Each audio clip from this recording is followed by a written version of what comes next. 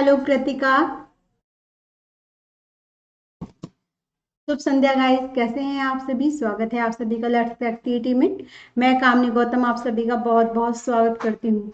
तो गाइस तैयार हो जाइएगा आज की प्रैक्टिस सेट के लिए। सीटेट लेवल का प्रैक्टिस सेट है जो कि मोस्ट इंपोर्टेंट है। क्वेश्चन बहुत ही धांसू मिलने वाले हैं, तो बिना किसी देरी की क्लास को स्टार्ट करते हैं। क्वेश्चन को देखें, समझें, सोचें और फिर आंसर दें। ठीक है, तो बिना किसी देरी की क्लास को स्टार्ट करते हैं। एक बार आप सभी ग्रुप में इस लिंक को शेयर कर देना, जिससे कि और सभी को सीटेट से, यानी कि जो भी सैंपल पेपर है इसमें मोस्ट इंपोर्टेंट क्वेश्चंस, जैसा कि मैंने बार बार बोला है आपको, मिलने वाले हैं, उनकी जानकारी भी उनको मिल पाए। ओके, चलिए पहला प्रश्न आप सभी के सामने किस तरीके से है, जल्दी से देखें, सोच समझ के आंसर दें। पहला प्रश्न आप सभी के सामने देखिएगा। प्रश्न पत्र निर्माण करने से पूर्व निम्न में से किस प्रपत्र को तैयार करना आवश्यक है? पूरक पुस्तक, ब्लूप्रिंट, पाठ्यक्रम या प्रश्नों के प्रकार। तो जल्दी से कमेंट करें क्या है इस प्रश्न का आंसर। देखिए पहला प्रश्न आप सभी के सामने, आप सभी को उत्तर देना है। क्या होगा इसका सही जवाब, जल्दी से दीजिए। देखते हैं क्या आंसर आप सभी का मिलेगा। जब हम प्रश्न पत्र का निर्माण करते हैं तो उसके पूर्व में किस प्रपत्र को तैयार करना आवश्यक होता है, ये आपसे पूछा गया है। क्या बात है प्रिया, बी ऑप्शन मिला है मुझे प्रिया जी की तरफ से। बाकी सभी good evening guys, good evening. तो यहाँ पर देखिए बी ऑप्शन मिला है ब्लूप्रिंट, यानी कि ब्लूप्रिंट के बारे में आप जानते होंगे। किसे कहा जाता है ब्लूप्रिंट, पता है आपको? देखिए मैं आपको बता दूं कि ब्लूप्रिंट को हिंदी में हम किसके नाम से जानते हैं? नील पत्र के नाम से जानते हैं। किसके नाम से? नील पत्र। ठीक है, अब इसमें क्या होता है कि ब्लूप्रिंट एक प्रकार से किसी भी विषय वस्तु या पाठ्य वस्तु से संबंधित जो होता है पत्र का निर्माण करने वाला माना जाता है। यानी कि कोई भी जब हम योजना बनाते हैं तो उससे पहले जब उसका निर्माण करते हैं कि हमें क्या क्या सिलेबस में रखना है, क्या क्या आपके एग्जाम में आना है, तो उसका निर्माण किसके आधार पे होता है? ब्लूप्रिंट के माध्यम से होता है। तो बी आंसर इस क्वेश्चन का बिल्कुल सही जवाब है। तो बी को लॉक किया जाए, बिल्कुल किया जाएगा, जो कि आपने सही आंसर बताया है। चलिए नेक्स्ट प्रश्न आप सभी के सामने देखिएगा। क्वेश्चन नंबर सेकंड किस तरीके से है, देखिए श्रव्य दृश्य सामग्री नहीं है। अब श्रव्य दृश्य का तो मतलब क्या है? श्रव्य यानी कि सुनना, दृश्य यानी कि देखना। तो श्रव्य दृश्य सामग्री नहीं है।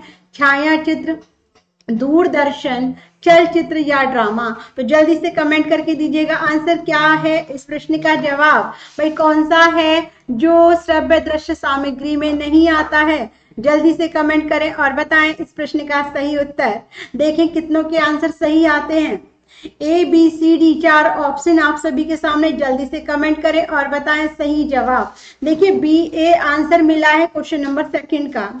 देखिए दूरदर्शन में आप देखेंगे तो दूरदर्शन में क्या होता है, आप सुन भी सकते हैं, आप देख भी सकते हैं। बात करें चलचित्र, ये भी श्रव्य दृश्य सामग्री है। ड्रामा भी आप देखते हैं, किसी भी तरह का नाटक भी आप देखते हैं तो वो भी श्रव्य दृश्य सामग्री है। लेकिन नहीं आता छाया चित्र, यानी कि ये श्रव्य दृश्य सामग्री के अंतर्गत नहीं आता है। तो आपका सही आंसर क्या हो जाएगा? A option. कृतिका, प्रिया, शाबाश, बहुत बढ़िया आंसर आपके। आगे देखिएगा नेक्स्ट प्रश्न, क्वेश्चन नंबर थर्ड आप सभी के सामने। मौखिक अभिव्यक्ति कौशल का विकास करने का सशक्त माध्यम है क्या? विद्यालय पत्रिका, नाटक, वाद विवाद या क्विज कार्यक्रम। तो जल्दी से कमेंट करके बताइएगा क्या है इस प्रश्न का जवाब। क्वेश्चन नंबर थर्ड आप सभी के सामने। मौखिक अभिव्यक्ति सभी को पता होगा, जिसमें हम मौखिक रूप से अपने विचारों को रखते हैं। तो मौखिक अभिव्यक्ति कौशल का विकास करने का सशक्त माध्यम कौन सा है, ये आपको बताना है। देखिए कृतिका, मैं आपको बता दें, सीटेट की कोई बुक मत लीजिए, आप प्रैक्टिस सेट के लिए ले लीजिए। जितने भी आपके प्रीवियस ईयर के एग्जाम रहे हैं तो आप, यानी कि 2011 से लेकर 2020 तक के आपके वहां पर देखिए जो भी पेपर रहे आप उनको सॉल्व करें। एक प्रैक्टिस सेट ले लें, बस वही काफी है। इतने दिन में आपको बस अब रिविजन करना है। ठीक है, तो आपका सीटेट बहुत आसानी से निकल जाएगा। सीटेट टफ नहीं है। आप सीटेट की लैंग्वेज को समझें। कुछ ट्रिक्स मैं आपको दूंगी कि क्या आपको अपनाना है सीटेट के क्वेश्चन जब पेपर को सॉल्व करेंगे, तो क्या क्या आपको ध्यान में रखना है। तो आज इतनी गारंटी है कि 30 से 40 नंबर आपको उससे प्राप्त हो जाएंगे। ठीक है, कुछ बातें हैं मैं आपको बताऊंगी, लेकिन अभी हम यहाँ पर क्या है प्रैक्टिस सेट को देख लेते हैं और इससे भी आपको बहुत कुछ हेल्प मिलेगी। ओके, चलिए तो देखिए यहाँ पर आंसर मिलने लगे हैं मुझे। क्वेश्चन नंबर 3 का आंसर मिला है मौखिक अभिव्यक्ति की बात करें तो वहां पर क्या होता है, जब हम किसी टॉपिक को लेकर किसी समस्या को लेकर क्या करते हैं, आपस में चर्चा करते हैं, यानी कि वाद विवाद किया जाता है। तो सी आंसर जैसा कि आप सभी ने भी बताया है बिल्कुल सही है, बहुत बढ़िया जवाब, सी ऑप्शन एकदम सही है। आगे देखिए क्वेश्चन नंबर 4, मूल्यांकन का आवश्यक गुण कौन सा है, वस्तुनिष्ठता, विश्वसनीयता, वैधता या ये सभी। तो जल्दी से कमेंट करके बताइएगा क्या है इस प्रश्न का जवाब। क्वेश्चन नंबर 4 आप सभी के सामने, जल्दी से दीजिएगा जवाब। मूल्यांकन का आवश्यक गुण कौन सा होता है, क्या वैध होना चाहिए, विश्वसनीय होना चाहिए, वस्तुनिष्ठ होना चाहिए या फिर ये सभी। तो जल्दी से कमेंट कीजिएगा। प्रिया का आया है सबसे पहले जवाब की ये सभी। आप सही, एकदम करेक्ट आंसर आप सभी ने दिया है कि मूल्यांकन के जो आवश्यक गुण होते हैं उसमें परीक्षण का वैध होना, विश्वसनीय होना और वस्तुनिष्ठता, इन तीनों का होना आवश्यक होता है। तो डी आंसर क्या होगा, बिल्कुल सही होगा। चलिए शाबाश, बहुत बढ़िया। आगे देखिएगा नेक्स्ट क्वेश्चन है आपके सामने, क्वेश्चन नंबर 6, भाषा शिक्षक का विशेष अनिवार्य गुण है क्या। तो ए विषय का विस्तृत ज्ञान, बी बाल मनोविज्ञान का ज्ञान, सी शिक्षण विधियों का ज्ञान, डी शुद्ध उच्चारण। तो जल्दी से कमेंट करें और बताएं सही जवाब। भाषा शिक्षक का विशेष अनिवार्य गुण क्या है, जल्दी से कमेंट करें और दीजिएगा इस प्रश्न का जवाब। आंसर प्लीज जल्दी जल्दी से कमेंट करते जाइएगा, कहीं भी कोई भी प्रॉब्लम आए तो तुरंत पूछें। तो क्या है इस प्रश्न का जवाब, देखें क्या आंसर आप सभी का मिलता है। क्वेश्चन नंबर 6 आप सभी के सामने, डी ऑप्शन मुझे मिला है। क्या बात है, प्रिया दोनों एक साथ आंसर दे रही हैं। यहाँ पर बी आंसर मुझे मिला है। देखिए भाषा शिक्षक का विशेष अनिवार्य गुण आपसे पूछा है, ठीक है, तो यहाँ पर क्या होना चाहिए। डी आंसर मुझे मिला है, बी आंसर भी मुझे मिला है। एक अच्छे शिक्षक का गुण जो होता है, एक अच्छे शिक्षक का गुण जब होगा तो उसे बाल मनोविज्ञान का ज्ञान होगा, ठीक है। लेकिन यहाँ पर क्वेश्चन क्या है कि भाषा शिक्षक का विशेष अनिवार्य गुण, तो यहाँ जिन्होंने भी दिया है डी ऑप्शन एकदम सही जवाब है, शुद्ध उच्चारण, क्योंकि लैंग्वेज से संबंधित है, इसमें बाल मनोविज्ञान का ज्ञान तो होना आवश्यक है, लेकिन भाषा शिक्षक के लिए अनिवार्य गुण होता है कि वह शुद्ध उच्चारण करे, ठीक है। तो डी आंसर इस क्वेश्चन का सही जवाब है। ओके, आगे चले, क्वेश्चन नंबर 6 क्लियर हो गया होगा। डी आंसर जिन्होंने भी दिया है बिल्कुल करेक्ट है। आगे देखिएगा नेक्स्ट, भाषा दक्षता का प्रारंभिक कौशल है कौन सा, सुनना, बोलना, पढ़ना या लिखना। तो जल्दी से कमेंट करें और बताएं क्या है इसका सही जवाब। क्वेश्चन नंबर 5 आप सभी के सामने, जल्दी से दीजिएगा जवाब, देखें क्या आंसर आप सभी का मिलता है। Answer please. तो यहाँ पर आप सभी का आंसर मिला है मुझे। अच्छा, क्वेश्चन नंबर 6 पहले था और 5 बाद में है, आप लोग भी कंफ्यूज हो रहे होंगे, पहले क्वेश्चन नंबर आगे पीछे हो गए, ये 6 पहले दिया है 5 बाद में दिया है। तो यहाँ पर भाषा दक्षता का प्रारंभिक कौशल की बात की जा रही है। तो आप सभी जानते हैं यदि प्रारंभिक कौशल में देखा जाए तो आपको क्या मिलता है कि पहले सुनना होता है, सुनने के बाद बच्चा बोलता है, बोलने के बाद क्या है पढ़ना सीखता है, पढ़ने के बाद लिखना। ये आपस में परस्पर अंतर संबंधित होते हैं, ये एक दूसरे का संबंध एक के साथ जुड़ा होता है। लेकिन प्रारंभिक कौशल की बात की जाए तो सुनना, यानी कि ए ऑप्शन बिल्कुल सही जवाब है, बिल्कुल सही कहा प्रिया, यानी कि ए आंसर एकदम करेक्ट है, सभी ने बहुत अच्छे से दिया है इसका जवाब। आगे देखिएगा नेक्स्ट क्वेश्चन आप सभी के सामने आता हुआ, देखिए क्वेश्चन नंबर 7, निम्न में से उपलब्धि परीक्षण का निर्माण का चरण नहीं है क्या, शैक्षणिक उद्देश्यों को लिखना, बी छात्रों की कमियों के कारण की जानकारी प्राप्त करना, सी प्रश्न निर्माण करना या देखिए समकन योजना तैयार करना। तो जल्दी से बताइएगा यहाँ पर क्वेश्चन नंबर 7 में क्या है आपका सही जवाब, जल्दी से दीजिएगा जवाब। उपलब्धि परीक्षण जो निर्माण का चरण नहीं है ये पूछा है आपसे, तो जल्दी से बताइएगा क्वेश्चन नंबर 7 का आंसर। सी आंसर मुझे मिला है, बाकी और सभी बताइएगा, जल्दी जल्दी से दीजिएगा जवाब। निम्न में से उपलब्धि परीक्षण का निर्माण नहीं करता है क्या? तो क्या होना चाहिए, जल्दी से बताइएगा। क्वेश्चन देखिए, क्वेश्चन को पढ़ लीजिए। निम्न में से उपलब्धि परीक्षण निर्माण का चरण नहीं है। शैक्षणिक उद्देश्यों को लिखना, छात्रों की कमियों के कारणों की जानकारी प्राप्त करना, प्रश्न निर्माण करना या समूहांकन योजना तैयार करना। चलिए तो देखिए, आप सभी के आंसर अधिकतर जो मुझे मिले हैं वो मिला है आपका सी ऑप्शन, यानी कि प्रश्न पत्र निर्माण करना। अब देख लेते हैं सही जवाब कौन सा है। तो देखिए, इसमें उपलब्धि परीक्षण की जब बात करते हैं तो वहां पर जो आपके शैक्षणिक उद्देश्य होते हैं उनको लिखना होता है। दूसरा, इसमें आप प्रश्न पत्र का निर्माण भी करते हैं कि किस तरीके से बच्चे को, भाई बच्चे के प्रश्न पत्र में क्या क्या होना चाहिए, कितना वार्षिक में आया, कितना अर्धवार्षिक में आया, इन सब का ध्यान, कितना सिलेबस कंप्लीट हो गया है, साथ ही साथ योजनाओं को भी तैयार करना होता है। लेकिन उपलब्धि परीक्षण में छात्रों की कमियों के कारणों की जानकारी प्राप्त करना नहीं होता। तो इस क्वेश्चन का जवाब जो होगा वो बी ऑप्शन होगा और एकदम करेक्ट होगा। ठीक है, सही आंसर जो होगा वो बी ऑप्शन है, ना कि सी। आप बताइएगा किसी को कोई भी दिक्कत है तो। आगे चले, भाई इसमें छात्रों की कमियों के कारणों को नहीं देखा जाता है। उपलब्धि परीक्षण में क्या है कि प्रश्न पत्र का निर्माण किया जाता है, योजना बनाई जाती है, शैक्षणिक संबंधी उद्देश्य लिखे जाते हैं। ठीक है, तो डी आंसर नहीं होगा, सी नहीं होगा, बी ऑप्शन एकदम करेक्ट है। कोई डाउट हो तो पूछ लीजिए। आगे देखिएगा, भावात्मक पक्ष के मापन हेतु उपयुक्त मापनी कौन सी है, ये आपको बताना है। भावात्मक पक्ष, ठीक है, तो देखिए, व्यक्तित्व मापनी, अभिवृत्ति मापनी, उपलब्धि मापनी और प्रायोगिक परीक्षा। तो जल्दी से बताइएगा कि भावात्मक पक्ष के मापन हेतु उपयुक्त मापनी कौन सी मानी जाएगी। ये मैंने आपको पढ़ाया हुआ है, तो सही से बिल्कुल बिना किसी डाउट के आंसर दीजिएगा। भावात्मक पक्ष के मापन हेतु उपयुक्त मापनी कौन सी मानी जाती है? व्यक्तित्व, अभिवृत्ति, उपलब्धि या प्रायोगिक? जल्दी से कमेंट करके दीजिएगा जवाब। संज्ञानात्मक, भावात्मक ये पढ़े हैं ना आपने, तो जल्दी से दीजिएगा। क्वेश्चन नंबर 8 का आंसर मुझे मिला है बी ऑप्शन और ए आंसर।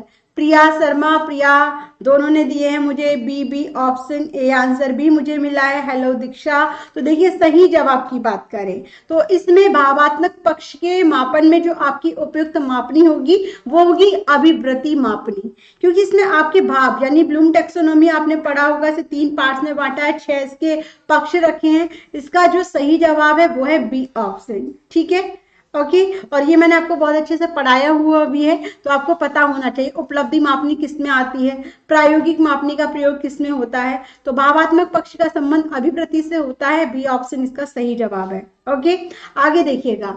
अब यहाँ पर आपके सामने क्या है, गद्यांश मिलेगा, बहुत छोटा सा गद्यांश है, तो आपको इसे पढ़ना है और इस गद्यांश से जो प्रश्न है उसके आंसर देने हैं। ठीक है, चलिए तो देखिए, यहां से आपका गद्यांश होता है स्टार्ट। 9 से 13 जितने भी प्रश्न होंगे वो आपके गद्यांश से होंगे। गद्यांश किस तरीके से है, पढ़िए।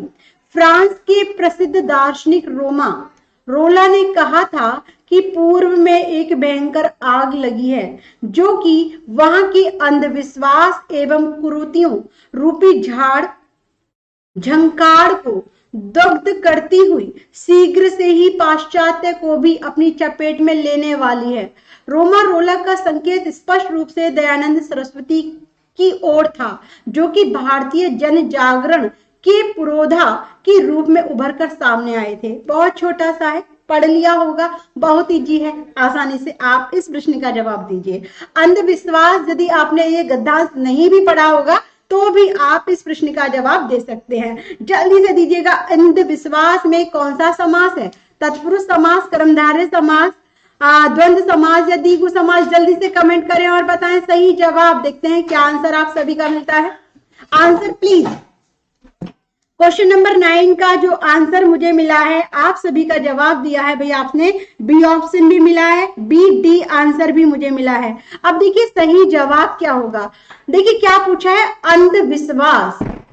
तो यहां पर आपका जो आंसर होगा, भाई विश्वास कैसा है, अंधा। और कर्मधारय समास किसकी विशेषता बताता है, यहाँ पर विशेष क्या है भाई, यहाँ पर विशेष है अंधा और यहाँ पर विशेषण क्या है, विश्वास। यानी कि जो अंधे तौर पे विश्वास करे, जो बिल्कुल आंख बंद करके विश्वास करे, उसे अंधविश्वास कहा जाता है। तो अंधा है जो विश्वास, यहाँ पर कर्मधारय समास होगा, ना कि अव्ययी भाव समास। यानी कि डी ऑप्शन इस क्वेश्चन का जवाब नहीं है। सही आंसर अंधविश्वास में समास होगा कर्मधारय समास। ठीक है, डी आंसर क्यों दिया है आपको पता है ना, डी में क्या लिखा जाता है, सबसे अधिक आपको पता होना चाहिए, उपसर्ग के माध्यम से पहचान होती है। इसमें उपसर्ग क्या है, अंधविश्वास, अंधा है जो विश्वास, यानी कि इसमें विशेषता बताई जा रही है, तो कर्मधारय समास होगा। क्लियर हुआ, तो बी आंसर बिल्कुल करेक्ट है। आगे देखिएगा नेक्स्ट क्वेश्चन आप सभी के सामने, क्वेश्चन नंबर 10।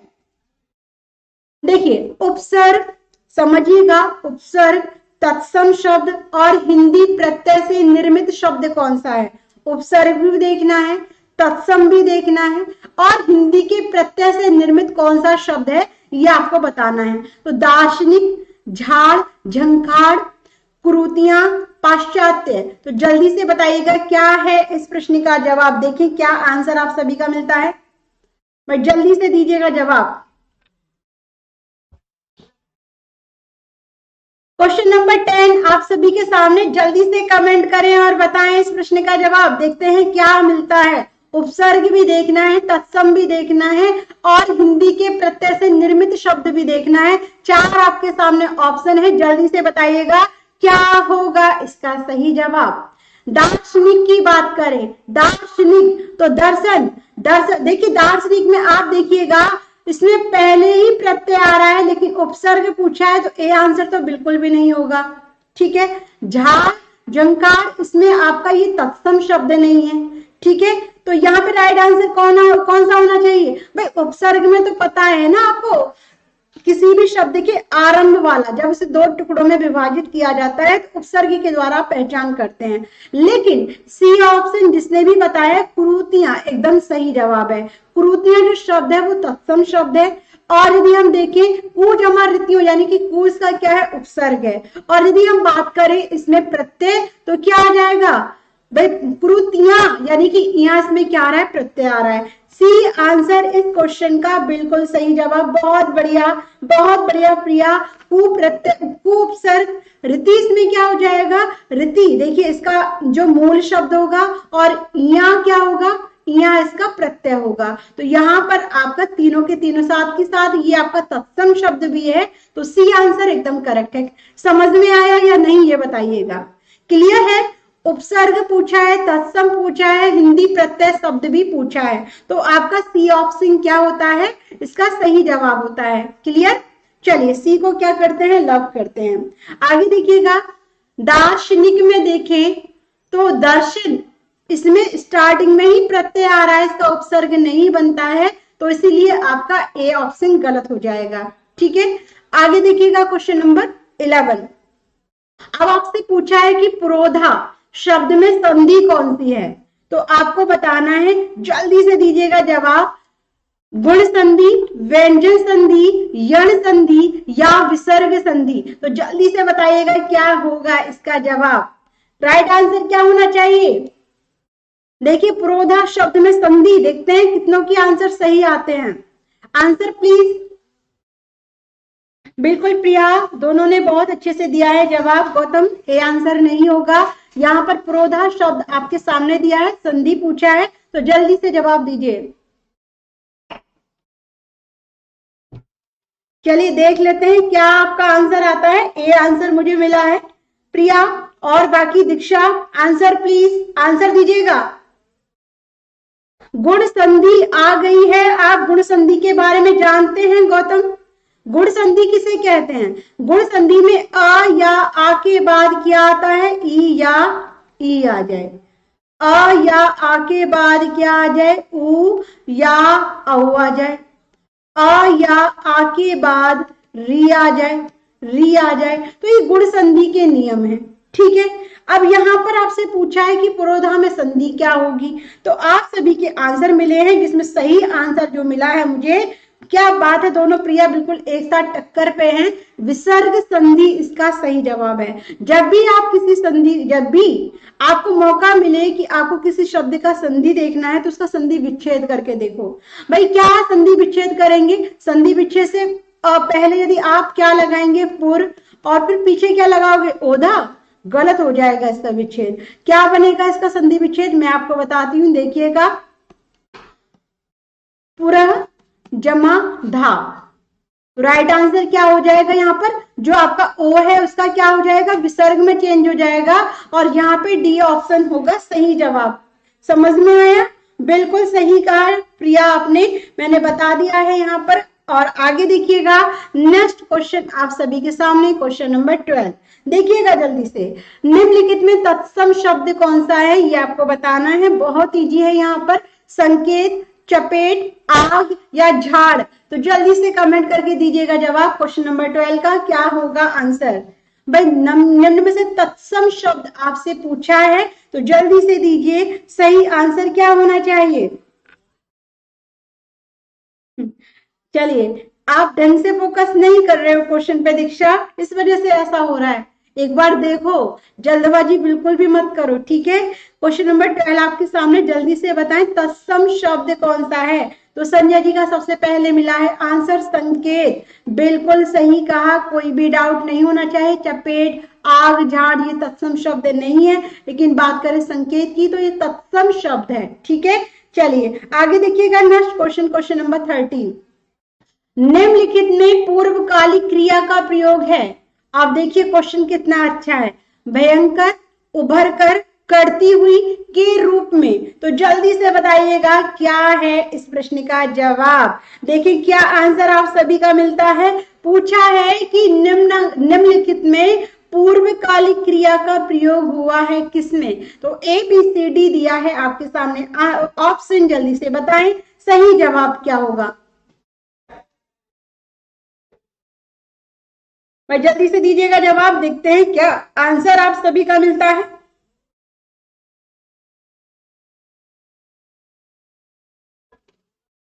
देखिए और आंसर दीजिए।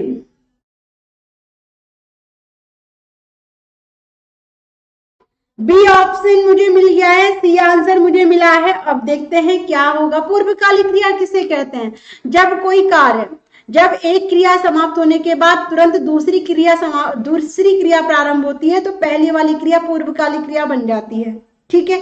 बात करें भयंकर की, आग भयंकर लगी हुई है तो ये पूर्वकालिक क्रिया में नहीं होगा। वह उभर कर मेरे सामने आई, उभर कर क्या है, यहाँ पर वो पूर्व में उभरी हुई नहीं थी लेकिन अब मेरे सामने उभर कर आई है, तो यहाँ पर आपकी जो पूर्वकालिक क्रिया होगी वो बी ऑप्शन बिल्कुल सही जवाब होगी। करती हुई, करती हुई से आपकी क्रिया क्या है भाई, पूर्व में क्या है, करती हुई। करती हुई का अर्थ निकाली, इसमें कार्य तो है लेकिन क्या पूर्व में हुआ है ये पता नहीं चल रहा है, इसलिए आपका सी ऑप्शन नहीं होगा, डी ऑप्शन नहीं होगा। उभर कर, उभर कर का मतलब समझ रहे हो ना, उभर कर सामने आना, यानी कि पूर्व में उसका कुछ और होना और अब प्रेजेंट में उसका उभरना। तो बी आंसर आपका बिल्कुल सही जवाब है, ठीक है। 13 का बी ऑप्शन है जो एकदम करेक्ट है आंसर। आगे देखिएगा, नेक्स्ट प्रश्न आप सभी के सामने, तो आपको मिलेगा यहाँ पर काव्यांश, तो यहाँ आपको इसे पढ़ना है और अच्छे से आंसर देना है, ठीक है। तैयार है तो तैयार हो जाइए। चलिए देखिए यहां से स्टार्ट है ये। क्षमा शोभती उस भुजंग को जिसके पास गरल हो। पहली लाइन यहां तक दी गई है, ठीक है। दूसरी लाइन देखिएगा, उसको क्या जो दत्तहीन विष रहित विनित सरल हो। सेकंड लाइन यहां तक दी गई है। 3 दिवस तक पथ मांगते रघुपति सिंधु किनारे। तीसरी लाइन यहां से है, बैठे पढ़ते रहे छंद अनुनय के प्यारे प्यारे। चौथी लाइन यहां तक है। उत्तर में जब एक नाद भी उठा नहीं सागर से। एक सेकंड रुक जाएगा प्लीज। हेलो,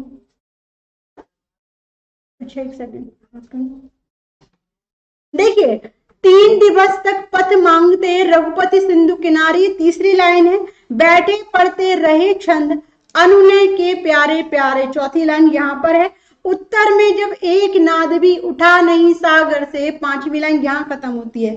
उठी उठी अधीर धधक पौरुष की आग राम के शर से, यानी कि 6 लाइन, छठी लाइन यहां पर समाप्त होती है। सिंधु देह धर त्राही त्राही करता आ गिरा शरण में, तो 7वीं लाइन आपकी यहां खत्म होती है।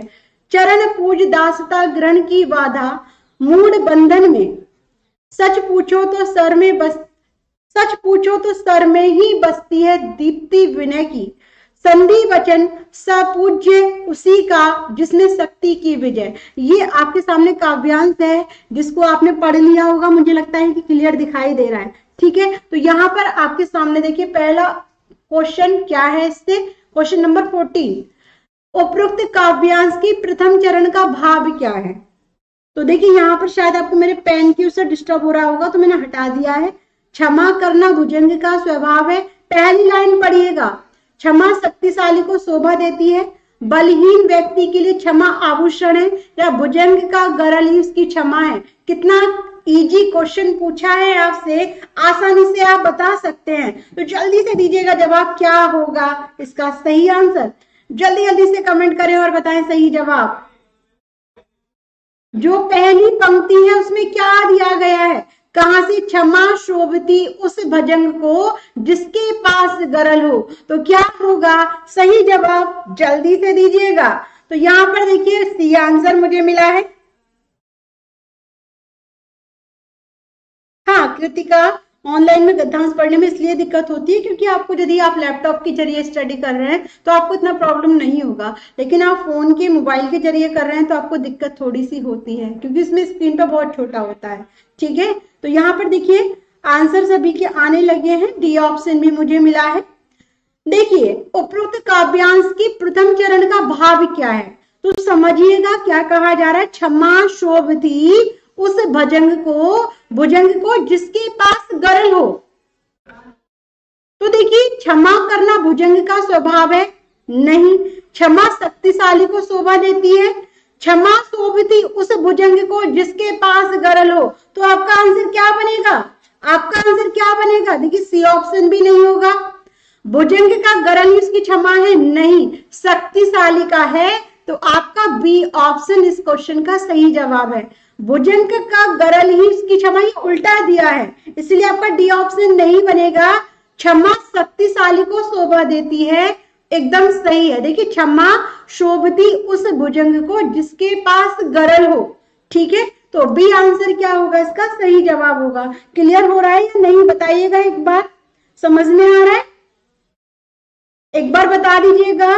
भाई यहां पर पूछा था कि पहली पंक्ति का भाव क्या निकल कर आ रहा है। ठीक है, तो बी आंसर बिल्कुल सही है। ओके, आगे देखिएगा, तीसरे और चौथे चरण का केंद्रीय विचार आपको करना है। तो देखिए थोड़ा सा दिक्कत हो रहा होगा, लेकिन लिखा हुआ है तीसरी लाइन तो आपकी कहां से कहां तक है, देखिए तीसरी लाइन तो यहां से है, 3 दिवस तक पथ मांगते रघुपति सिंधु किनारे। चौथी लाइन देखिए, बैठे पढ़ते रहे छंद अनुनय के प्यारे प्यारे। तो आपको बताना है तीसरे और चौथे चरण का केंद्रीय विचार क्या है। अनुनय, विनय से दुष्टों को नहीं समझाया जा सकता। बी, अनुनय विनय को कभी नहीं त्यागना चाहिए। सी, विनम्रता जीवन का सार है। या अनुनय के प्यारे प्यारे छंद निरर्थक होते हैं। तो जल्दी से कमेंट करके दीजिएगा जवाब क्या है इस क्वेश्चन का सही आंसर। क्वेश्चन नंबर 15 आप सभी के सामने, जल्दी से दीजिएगा सही आंसर, भाई जल्दी से बताइएगा। 15 का डी ऑप्शन मुझे मिला है, बाकी सभी जल्दी जल्दी से बताइएगा।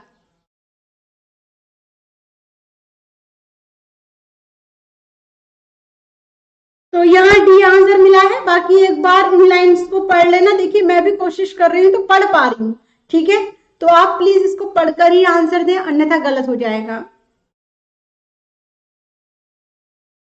भाई क्या हुआ, नहीं पढ़ा जा रहा है, बताइए।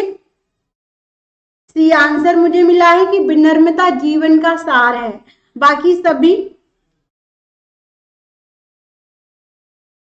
चलिए देखें, बी भी मिला, सी भी मिला है और डी भी मिला है। चलिए देख लेते हैं, एक बार दोबारा पढ़ ले।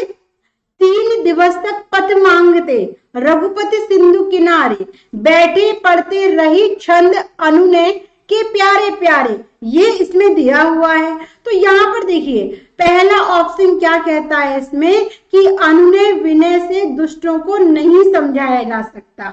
ठीक है, बी ऑप्शन कहता है कि अनुनय विनय को कभी त्यागना नहीं चाहिए। तीसरा कहता है कि विनम्रता जीवन का सार है। देखिए विनम्रता के बारे में इस दोनों पंक्तियों में नहीं बात की गई है। अनुनय के प्यारे प्यारे छंद निरर्थक होते हैं, तो यहाँ पर निरर्थक नहीं होते। यहाँ पर ये कहा गया है कि जो अनुनय विनय से यानी कि किसी को प्यार से स्नेह से दुष्टों को नहीं समझाया जा सकता है। छंद अनुनय का प्रयोग तो सिर्फ प्यारे प्यारे जो यानी कि जो रघुपति के प्यारे हैं सिर्फ उनको ही इसका पाठ पढ़ाया जाता है। तो इस क्वेश्चन का सही जवाब जो होगा वो है आपका ए ऑप्शन। ना तो डी है, ना सी, ना बी है। इसमें आपको केंद्रीय भाव निकालना पड़ेगा। जब तक आप पूरा के पूरा काव्यांश नहीं पढ़ेंगे शायद आपको समझ में ना आए। तो यहाँ पर सिर्फ यही कहा गया है कि जो लोग बिल्कुल ही निरर्थक है उनको स्नेह के साथ नहीं समझाया जा सकता है, अनुनय विनय से दुष्टों को नहीं समझाया जा सकता, यानी कि ए ऑप्शन इसका करेक्ट आंसर है। बी आंसर भी मुझे मिला है, सी आंसर और डी आंसर सारे मिल चुके हैं इसका, किंतु ए ऑप्शन एकदम सही है। चलिए आगे देखिएगा। नेक्स्ट क्वेश्चन नंबर 16, इस काव्यांश की भाषा क्या है? तो आपको बताना है माधुर्य गुण युक्त किंतु अंत तक पहुंचते पहुंचते ओजपूर्ण, बी अति सरल, सी कठिन समझने में दुष्कर, डी विषय वस्तु के प्रतिकूल या फिर कह सकते हैं विपरीत। तो आपको बताना है, हाँ किसी ने भी नहीं दिया, आपको केंद्रीय भाव यानी कि उसका अर्थ निकालोगे तो आपको तब समझ में आएगा। अब इसमें पूछा है देखिए इस काव्यांश की भाषा है कैसी है ये आपको बताना है। चार आपके सामने ऑप्शन है, जल्दी से बताइएगा क्या होगा इसका जवाब। जल्दी जल्दी से कमेंट कीजिए और बताइए। माधुर्य गुण युक्त किंतु अंत तक पहुंचते पहुंचते ओजपूर्ण। ठीक है, अब देखिए इतनी जल्दबाजी ना करें। अति सरल, संजय जी ने कहा है अति सरल, बाकी अति सरल भी है, कठिन समझने में दुष्कर भी है, या फिर विषय वस्तु के प्रतिकूल विपरीत भी है। तो जल्दी से देखिए माधुर्य गुण युक्त है किंतु पहुंचने में क्या है, लास्ट तक जब पहुंचेंगे तो ओजपूर्ण होगी। देखिए चरण पूज दासता ग्रहण की बंधा मूड बंधन में, सच पूछो तो सर में बसती है दीप्ति विनय की, संधि वचन सब पूज्य उसी का जिसमें शक्ति की विजय हो। तो भाई कितना इजी है। यहाँ पे तो आप जानते हैं कि माधुर्य गुण है लेकिन अंत तक पहुंचते पहुंचते ये ओजपूर्ण में बदल रही है। ठीक है, तो यहाँ पर आपका ए आंसर क्या होता है, एकदम करेक्ट। शाबाश दीक्षा, प्रिया, बहुत बढ़िया जवाब सभी का, ए आंसर एकदम करेक्ट है। आगे देखिए अंजलि, स्वागतम। क्वेश्चन नंबर 17, इस काव्यांश की 5वें, 6ठे, 7वें, भाई इस तरह का आ जाए तो कितना इजी रहेगा ना आपके एग्जाम में। देखिए इस काव्यांश के 5वें, 6ठे, 7वें चरण में किस भाव की अभिव्यक्ति हुई है? तो देखिए समुद्र की उद्दंडता की, समुद्र के साहस की, राम की सहनशीलता की, या राम के पौरुष की। तो कितना इजी क्वेश्चन, जल्दी से दीजिएगा जवाब, क्या होगा सही आंसर। देखिए क्या आंसर आप सभी का मिलता है, जल्दी जल्दी से बताइएगा, बहुत इजी है। हेलो अंजलि, भाई जल्दी जल्दी से दीजिएगा जवाब। क्वेश्चन नंबर 17 आप सभी के सामने, इस काव्यांश की 5वें, 6ठे और 7वें यदि आप देखेंगे ना तो बहुत इजी, आसानी से एक एक नंबर फ्री में आपको मिलेगा। तो देखिए 5वें, 6ठे और 7वें की पूछी है, तो जल्दी से दीजिएगा जवाब, क्या है इसका आंसर। 5वें को एक बार पढ़ लो, आपका आंसर मिल जाएगा आपको। बहुत बढ़िया संजय, राम की पौरुष की। देखिए 5वें में देखिएगा, उठी अधीर ददक पौरुष की, आग राम के शर से। तो यहाँ पर आपका डी ऑप्शन एकदम सही हो जाता है। तो डी आंसर को क्या किया जाए, लॉक किया जाए। आगे देखिए क्वेश्चन नंबर 18, विनय की दीप्ति किसमें निवास करती है? देखिए कितना इजी क्वेश्चन है आपका। विनय की दीप्ति किसमें निवास करती है? क्रोध में, प्रहार में, शर में, या संधि वचन में। तो आप देखेंगे लास्ट की लाइन तो आपको पता चल जाएगा कि इसका आंसर क्या है। जल्दी से दीजिएगा जवाब। देखिए क्वेश्चन नंबर 18 का आंसर क्या होगा? विनय की दीप्ति किसमें निवास करती है? जल्दी से कमेंट करें और बताएं सही जवाब। देखिए किसका आंसर मुझे मिलता है। इजी है, देखिए मुझे भी दिख रहा है, आसानी से दिख जाएगा आप सभी को। ठीक है, जल्दी से बताइएगा।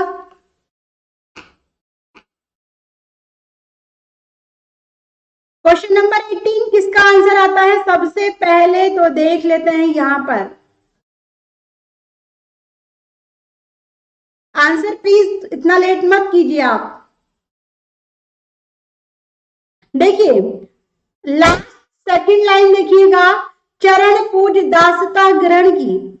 सी आंसर मुझे मिल गया है। संजय जी का बहुत जल्दी देखा है इन्होंने अपना।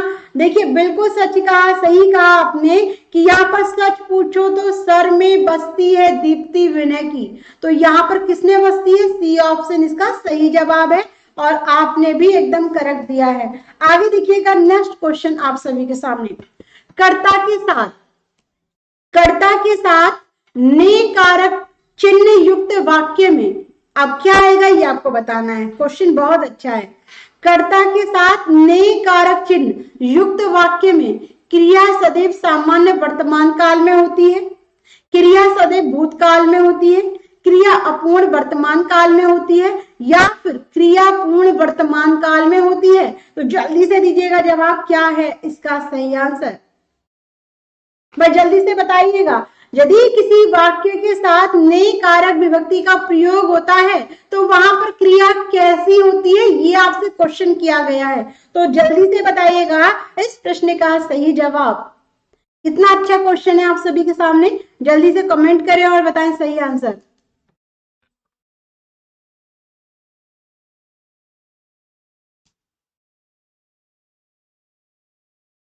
डी आंसर मुझे मिला है, बी आंसर मुझे मिला है। यदि मैंने आपको कहा है कि एक बार में वाक्य बोला है तो वाक्य बनाने में क्या जाता है? राम ने खाना, या तो आएगा खा लिया या आएगा खाया। ठीक है, या तो आएगा राम ने खाना खा लिया या फिर आएगा राम ने खाना खा लिया था। तो आप देखेंगे तो वर्तमान में बिल्कुल भी नहीं आएगी, अपूर्ण भी नहीं होगी।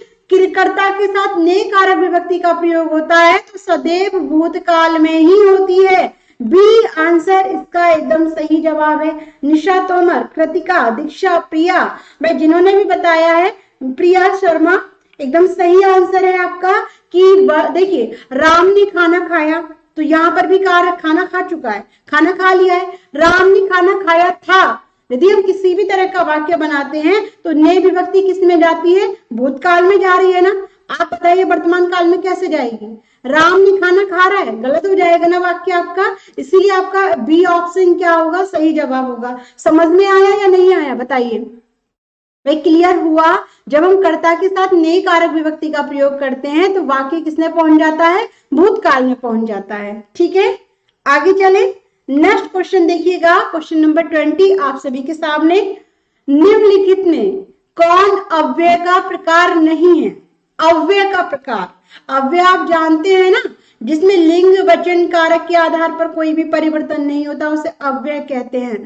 क्रिया विशेषण, संबंध बोधक, समुच्चय बोधक या संज्ञा विशेषण। तो जल्दी से कमेंट करके दीजिएगा इस प्रश्न का क्या है सही जवाब। आंसर बताइएगा।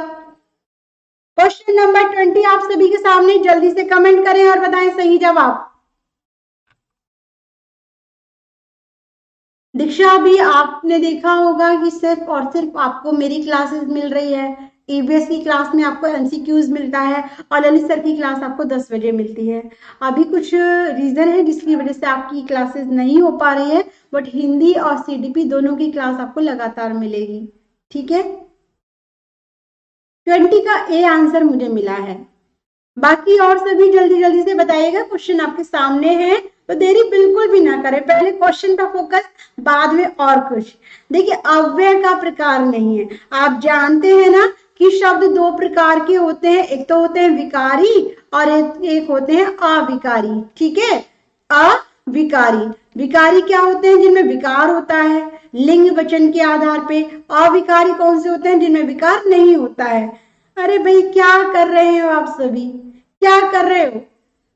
ए और ये क्यों लगाया जा रहा है? प्रिया शर्मा ने ही सिर्फ और सिर्फ सही जवाब दिया है। संज्ञा विशेषण का प्रयोग होता है विकारी शब्दों में। संज्ञा, सर्वनाम, विशेषण और क्रिया, क्रिया इनमें लिंग वचन कारक के आधार पर परिवर्तन होता है। ये चार होते हैं, रट लीजिएगा, दिमाग में फिक्स कर लीजिए। और बात करें अविकारी की, इन्हें अव्यय भी कहा जाता है। इनमें कौन कौन से आते हैं आपकी? क्रिया विशेषण, संबंध बोधक, समुच्चय बोधक और विस्मयादि बोधक। संज्ञा विशेषण इसमें नहीं आता है। समझ में आया? तो डी आंसर आपका गलत हो जाएगा। ओके, मैं क्लियर है? अव्यय क्या है? जिनमें कोई भी परिवर्तन नहीं होता। चार होते हैं, क्रिया विशेषण, संबंध बोधक, समुच्चय बोधक और विस्मयादि बोधक। संज्ञा विशेषण का प्रयोग विकारी शब्दों में होता है। ठीक है, आगे देखिएगा। नेक्स्ट प्रश्न आप सभी के सामने, क्वेश्चन नंबर 21। क्लियर हो भी रहा है या नहीं बताइए एक बार, समझ में आ गया? आगे देखिएगा। यह वही लड़की है जिसने कल चोरी की थी। उपरोक्त वाक्य में रेखांकित वाक्य क्या है? यह वही लड़की है जिसने कल चोरी की थी, तो इसमें संज्ञा उपवाक्य है, विशेषण उपवाक्य है, क्रिया विशेषण उपवाक्य है या क्रिया उपवाक्य है? थोड़ा सा आपको डिटेल में समझना होगा, तो जल्दी से बताइएगा क्या है इसका सही जवाब। देखिए क्या आंसर मिलेगा। भाई यहाँ पर क्या है? जिसने कल चोरी की थी। यह वही लड़का है जिसने कल चोरी की थी, तो उपरोक्त वाक्य में रेखांकित वाक्य क्या होगा ये आपको बताना है। जल्दी से बताइए। हाँ इंदु जी, हम गुस्सा तो होते ही नहीं है, बस जो आपको आता है उसमें आप गलती करें तो थोड़ा सा दुख होता है कि आप एग्जाम में वो गलती ना दोहराएं, है ना? तो इसलिए थोड़ा सा अलर्ट करना पड़ता है, गुस्सा बिल्कुल भी नहीं। ओके चलिए, तो यह वही लड़का है जिसने कल चोरी की थी। उपरोक्त वाक्य में रेखांकित वाक्य कौन सा, कैसा है? संज्ञा उपवाक्य है, विशेषण उपवाक्य है, क्रिया विशेषण उपवाक्य है या फिर क्रिया उपवाक्य है? तो समझ में आ रहा है क्वेश्चन कैसे क्या कहा जा रहा है? चलिए तो देखिए यहाँ पर, देखिए यह वही लड़का है, यानी कि हम यहाँ पे देखें कहीं ना कहीं तो ये सार्वनामिक विशेषण का प्रयोग है, यानी कि विशेषण में जो आता है सार्वनामिक, सार्वनामिक विशेषण का प्रयोग इसमें किया जा रहा है। तो सबसे पहले तो आपने देखा कि इसमें विशेषण का प्रयोग है। जिसने कल चोरी की थी, तो ये क्या हो जाएगा? जिसने का प्रयोग करके आया है, तो ये क्या होगा? इसका उपवाक्य होगा। ठीक है, तो इसमें विशेषण उपवाक्य का प्रयोग, विशेषता क्या बताई जा रही है? जिसने कल चोरी की थी। और विशेषण क्या है? यह वही लड़का है जिसने कल चोरी की थी। तो यहाँ पर क्रिया विशेषण उपवाक्य नहीं है, विशेषण उपवाक्य का प्रयोग किया गया है। बी ऑप्शन इसका सही जवाब है। ठीक है निशा, क्लियर है? सी ऑप्शन नहीं होगा भाई।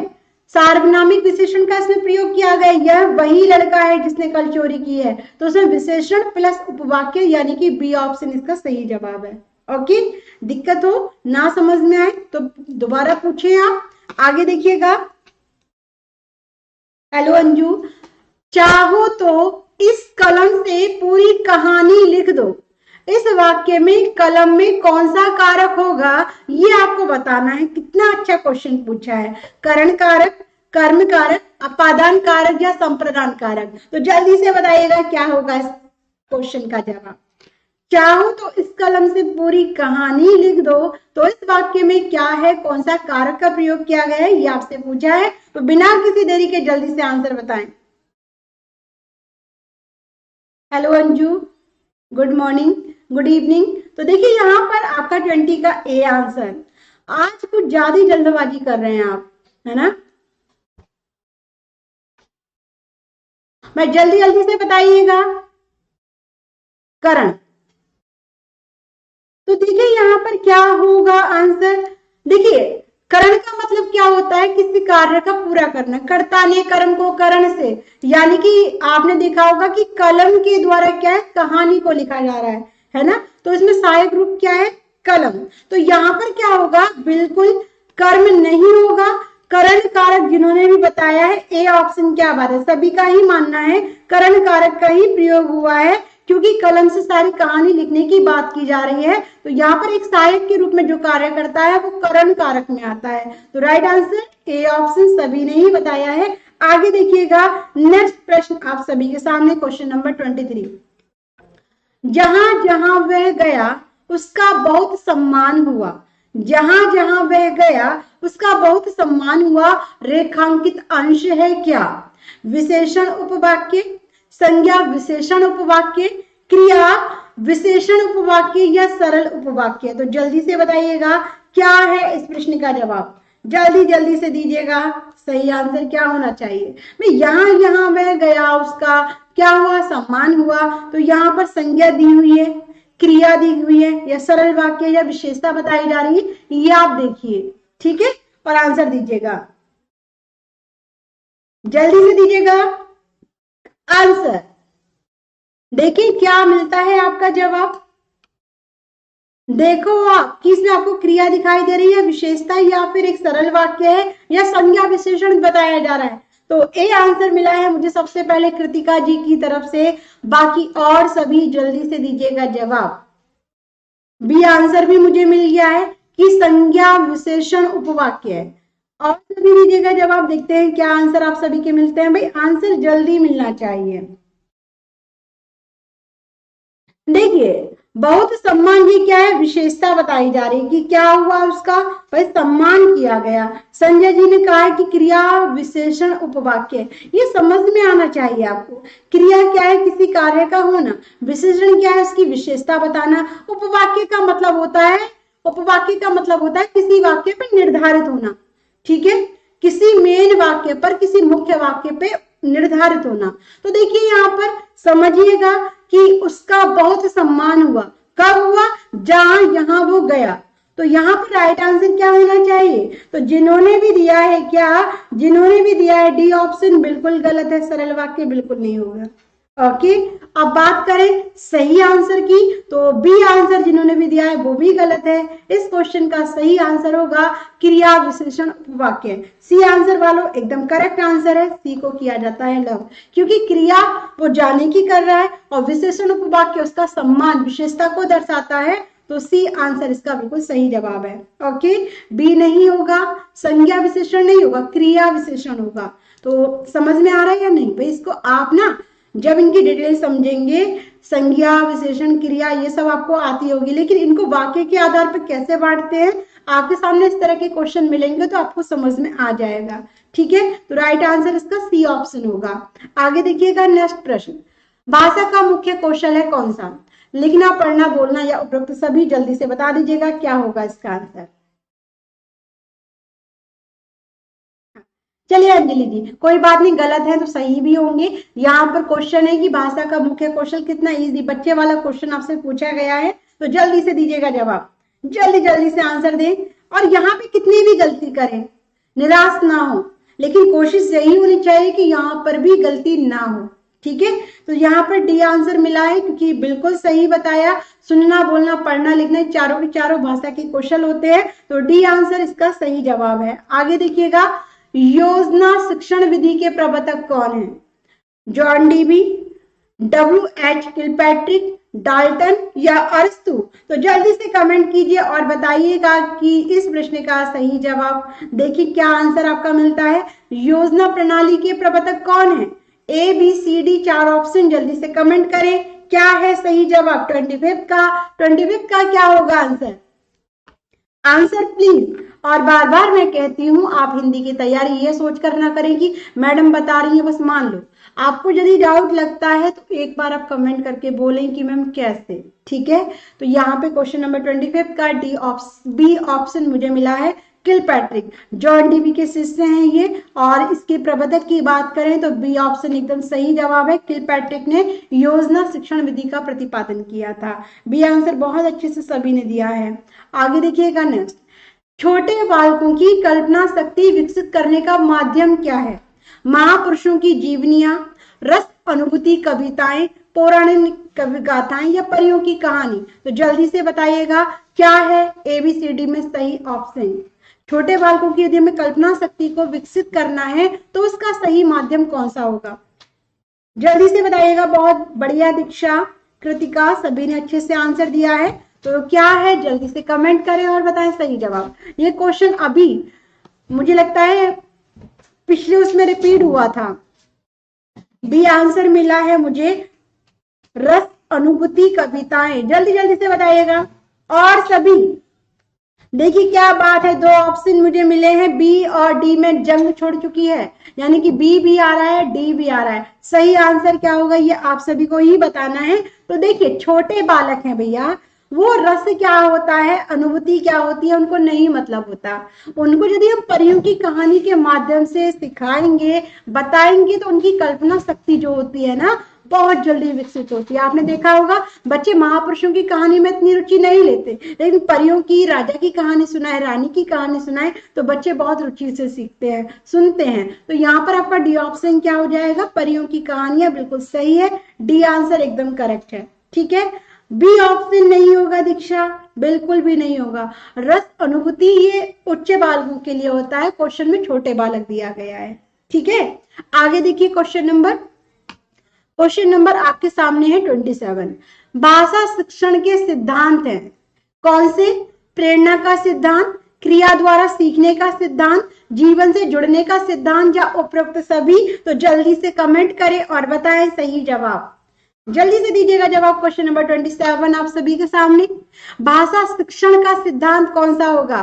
प्रेरित करने वाला सिद्धांत, कार्य कर कर सीखने का सिद्धांत, या फिर जीवन से जुड़ने का सिद्धांत? तो क्या है सही आंसर, जल्दी से बताइएगा।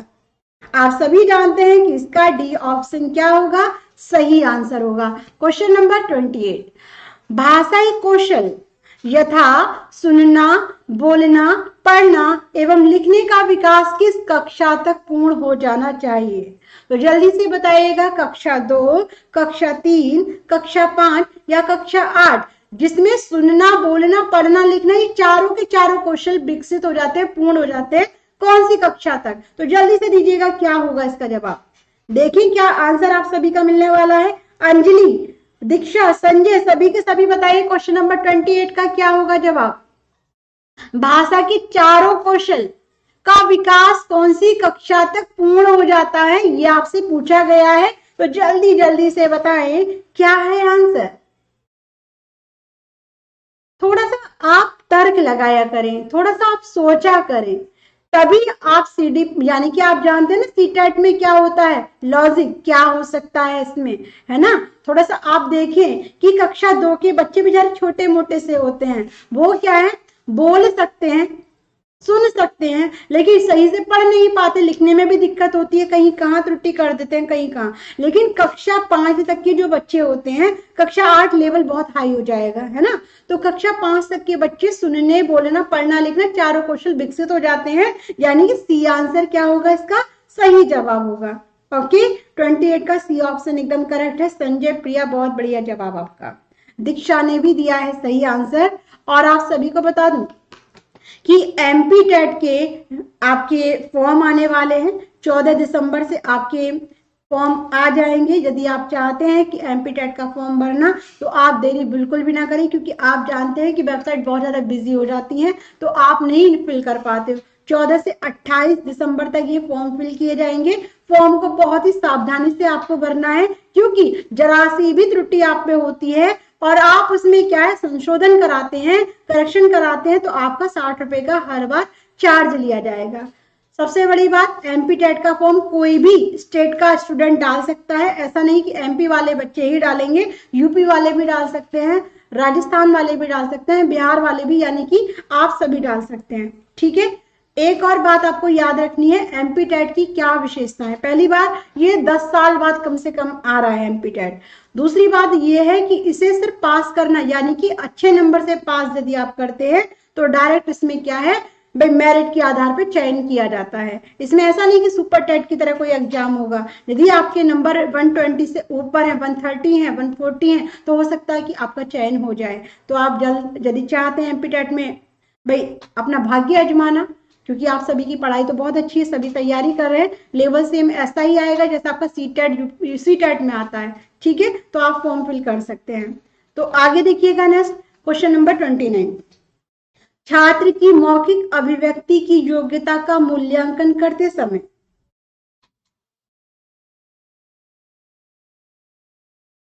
नहीं, एमपी टेट नहीं आया है, एमपी टेट इस बार काफी लेट आया है। एमपी टेट एक साल में 2 बार नहीं हो रहा है, है ना। यूपी टेट को तो आप जानते हैं कि हुआ ही नहीं है अभी। तो देखिए एमपी टेट में कि आपको सबसे बड़ा बेनिफिट क्या है कि आप यदि अपनी तैयारी आपकी बहुत अच्छी है अभी भी, यदि आपकी तैयारी अच्छी है और आप अच्छे नंबर से पास होते हैं तो उसमें क्या है, आपकी मेरिट के बेस पे आपका चयन हो सकता है। ठीक है, क्वेश्चन नंबर 29 आप सभी के सामने देखें और बताएं।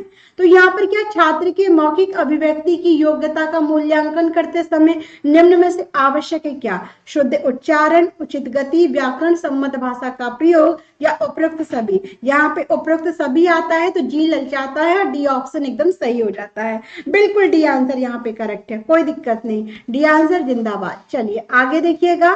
नेक्स्ट क्वेश्चन नंबर 30, श्रवण कौशल को विकसित करने के लिए उपयुक्त प्रणाली है व्याख्या प्रणाली, तुलना प्रणाली, गीत प्रणाली या खेल प्रणाली। तो जल्दी से कमेंट कीजिए और बताइए सही जवाब। हाँ दीक्षा, कई साल से नहीं हुआ है एमपी टेट का एग्जाम। ठीक है, 2 साल नहीं कई साल हो गए हैं इसको, एमपी टेट का एग्जाम नहीं हुआ है। तो देखिए क्वेश्चन नंबर 30 आप सभी के सामने है कि श्रवण कौशल को विकसित करने के लिए उपयुक्त प्रणाली है। आपको मौका है, यदि आप चाहें तो आप फॉर्म फिल कर सकते हैं। 600 रुपए चार्जेस होगा। ठीक है, फॉर्म फिल करने का प्राइमरी लेवल के लिए आप अप्लाई कर सकते हैं। तो देखिए यहाँ पर आप सभी का आंसर सी ऑप्शन मुझे मिला है, श्रवण कौशल को विकसित करने के लिए उपयुक्त प्रणाली।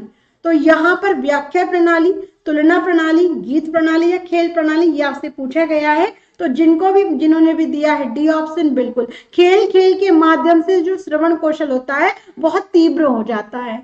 तो यहाँ पर सबसे अधिक बच्चा जो श्रवण कौशल को विकसित करता है वो खेल प्रणाली के माध्यम से करता है। डी आंसर बिल्कुल करेक्ट है। ठीक है संजय, बहुत बढ़िया जवाब दिया है आपने।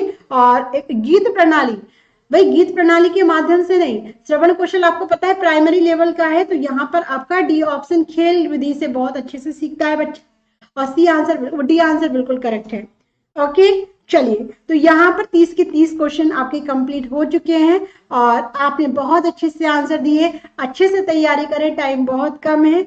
इस जो भी टाइम है प्लीज उसमें आप अपना 100% देने की कोशिश करें, क्योंकि आप जानते हैं कि अब जो एग्जाम होगा, चाहे वो यूपी टेट का हो चाहे वो सी टेट का हो, उसमें आपकी तैयारी नहीं आपका तजुर्बा बोलने वाला है कि आपको कितना तजुर्बा है। ठीक है, तो कोई दिक्कत नहीं है, अच्छे से तैयारी है सभी की। आपको बहुत ज्यादा, आपने डिटेल्स में सभी ने पढ़ा है, स्टार्टिंग से आप पढ़ते भी आए हो और आपने देखा भी है कि आप कितने कौन से स्तर पर हैं। तो आप अच्छे से तैयारी करें। Thank you so much. जय हिंद, जय भारत। हेलो हेलो, एक सेकेंड।